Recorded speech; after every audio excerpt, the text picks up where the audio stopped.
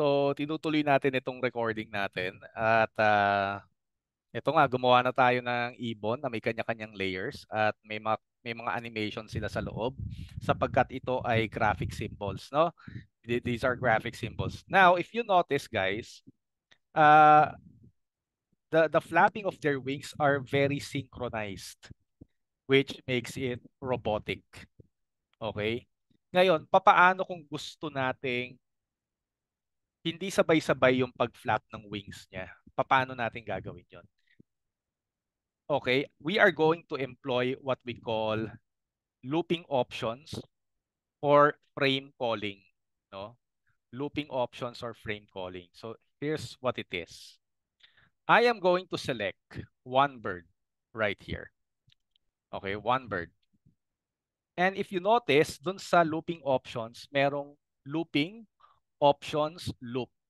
Ngayon, if you're using the latest Adobe Animate, okay, if you're using the latest Adobe Animate, the looping options right here is iconized.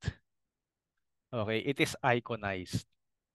In any case, itong first na nakasulat, yan yung gagalawin ninyo. Dito kasi sa 2019 version ng Adobe Animate na gamit ko, naka-text yung options, yung looping options. Pero yung sa inyo, if you're using the latest version of Adobe Animate, the looping options are iconized. Okay? Anyway, nakasulat dito, loop. Hindi play once, hindi single frame. Okay? First one. Okay? First one. Ano yung number one na yon nakasulat?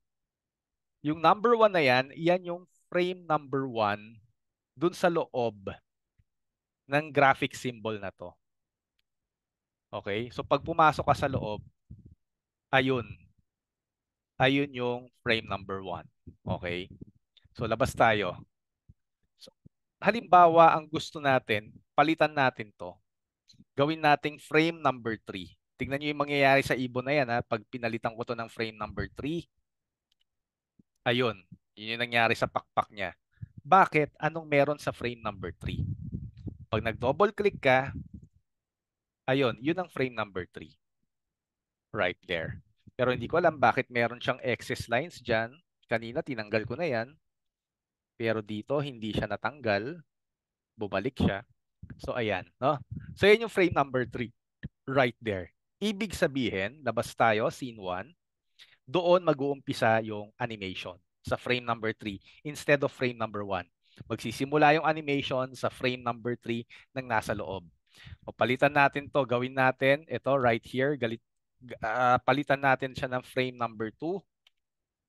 Ito frame number 3 or 4. Okay, or 5. Yan, ganyan. Okay, so ganyan, no? So yun yung looping options, meaning to say saan magsisimula yung animation niya. So tawag diyan looping options or frame calling.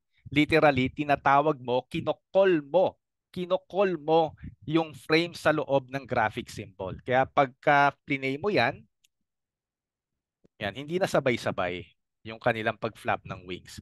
At mas makatotohanan na yung animation, no? Mas realistic siya at hindi na siya boring. Okay? So, yan. Okay?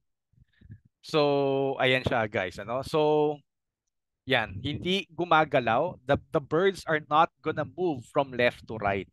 They are stationary. Stationary. Sa susunod nating video, mag-i-import tayo ng background or gagawa tayo ng background na kung saan yung background ang mismong umaandar at hindi yung ibon. Okay? So ganyan siya. Dapat ganyan yung kalalabasan ng flock of birds ninyo. Okay? So I'm gonna see you in the next video. Goodbye for now.